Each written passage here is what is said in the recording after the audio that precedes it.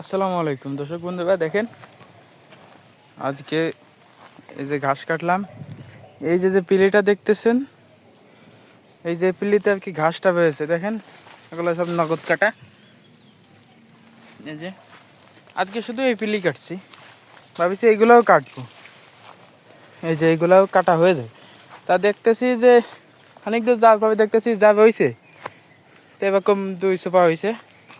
তো এইগুলো দেখা যাচ্ছে আজকের দিন হয়ে যাবে, এই 200 পা আজকে হয়ে যাবে। আর এই যে বাকি যে কটা হয়েছে এই কটা সকাল পর্যন্ত হবে। ভাবছিলাম যে কম ঘাস, তা দেখলাম একেবারেই কম ঘাস না, কারণ যে পরিমাণে সোপা হয়েছে দেখেন, আপনারা দেখেই বুঝতে পারতেছেন কেমন পরিমাণ হয়েছে। মানে যত কাটা হবে আছে দ্বিতীয় কাট, আবার পরে আবার যত কাটা হবে তত হবে। এই সাইডেরটাও দেখেন ফলন মোটামুটি আলহামদুলিল্লাহ ভালো, শুধু একটু বুনা ঘাসে ভরে গেছে। বুনা ঘাসে বলতে এই যে হাওয়া যাবে এইসব, এগুলো কাটতে অনেক সময় লাগবে, আমি সেরকম একটা সময় পাচ্ছি না। তো এইগুলো হচ্ছে প্রথম কাঠ। আপনারা জানেন তো যে আমার ছোটো চাচাকে দিয়ে দিয়েছিলাম, তার প্রথম কাঠে আলহামদুলিল্লাহ দেখেন কেমন গজাইছে। আপনারাই দেখেন, এগুলো প্রথম কাঠ, আপনারা জানেন, দ্বিতীয় কাঠ না, একবারই কাটা হয়েছে। আর এই সাইডের কথা তো মনে করেন না বললেই নয়, যে পরিমাণ হয়েছে, শুধু পানির জন্য একটু লম্বা হচ্ছে, কম সময় মানে অনেক সময় লাগতেছে লম্বা হইতে। আর যে পরিমাণ সুপা হয়েছে দেখেন, এই একটা এই যে অনেক পরিমাণ সুপা হয়েছে। তো আলহামদুলিল্লাহ ঘাসের ফলন মোটামুটি ভালো, যদি একটু পানির ব্যবস্থা থাকতো আমাদের, তা আমি মনে করি আরও ভালো হইতো এবং আপনাদেরকে আরও ভালোভাবে দেখাতে পারতাম, পরামর্শ দিতে পারতাম। এবং আমার যদি কোথাও কোনো ভুল হয় আপনারা অবশ্যই সেখানে আমাকে বলবেন যে এরকম ভুল হচ্ছে, কোনো সমস্যা নেই। ভুল হইলে ভুল সমাধান করবেন অবশ্যই, সেখানে আমার কোনো সমস্যা নেই। যদি কথায় কোথাও ভুল হয় আপনারা অবশ্যই সেখানে আমাকে ধরবেন যে ভাই এইটা না, এইটা হয়েছে, এরকম হবে।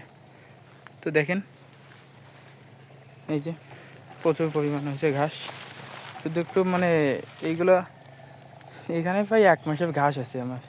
যদি একটু লম্বা হয়, এগুলো একটু লম্বা করেই কাটবো, একটু বেশি পরিমাণেই লম্বা করব এইগুলা।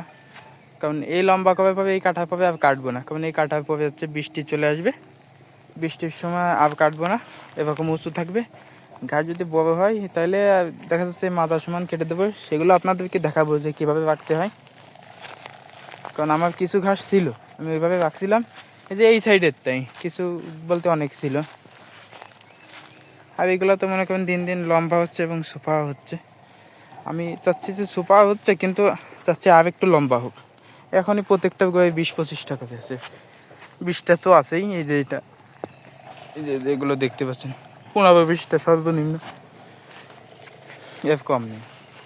আর মাঝে মাঝে গোবর ঢোকে, এই যে মানে গোবর ঢুকছে অথবা ছাগল, এই যে ঘাস দেখেন পড়ে গেছে।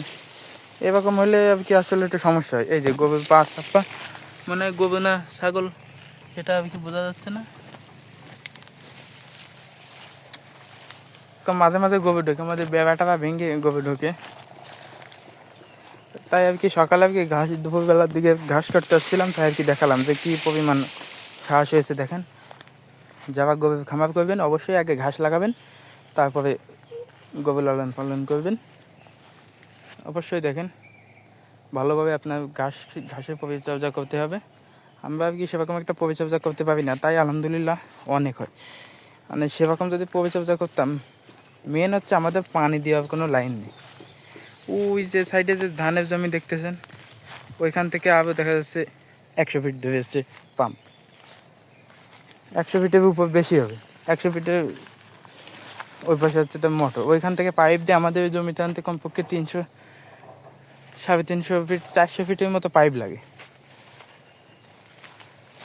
400 ফিটে বলতে মনে করেন ওই কোনার থেকে ওঠে পাইপ। এখন এটা যদি আমি ওই যে ওই কোনায় একদম এক কোনায় যদি দিয়ে দিই তাহলে ভালো হয়। আর না এই সাইড হচ্ছে নিচু একটু, এই সাইডটা নিচু আর ওই সাইডটা একটু উঁচু, এই যে এই সাইড উঁচু, এই জন্য পানির পাইপটা যদি এইদিকে থাকে পানি এইদিকে উঠতে অনেক সময় লাগবে।